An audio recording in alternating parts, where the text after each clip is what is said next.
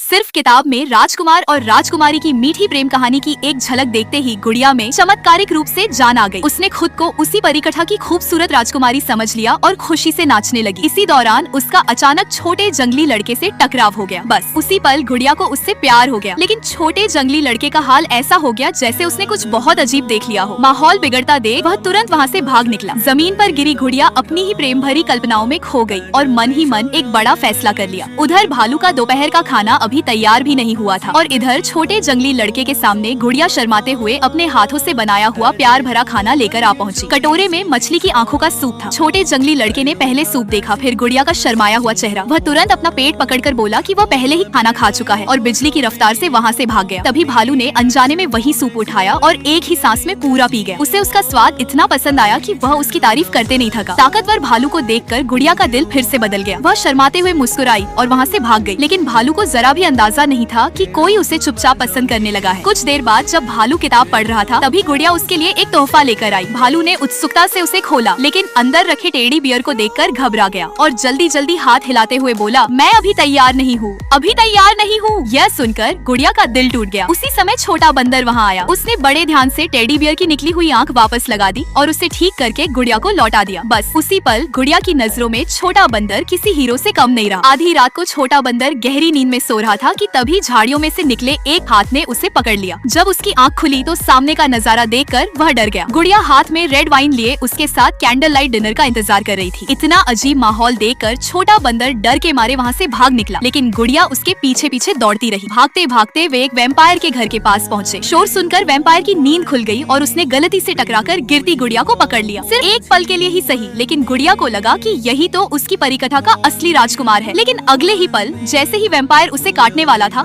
अचानक एक छोटा हरा कीड़ा वहाँ आ गया। उसे देखते ही वैम्पायर डरकर भाग खड़ा हुआ। गुड़िया ने जब उस बहादुर छोटे हरे कीड़े को देखा तो एक बार फिर उसका दिल बदल गया। वह उसकी बहादुरी से इतनी प्रभावित हुई कि दोनों ने साथ बैठकर रोमांटिक कैंडल लाइट डिनर का आनंद लिया।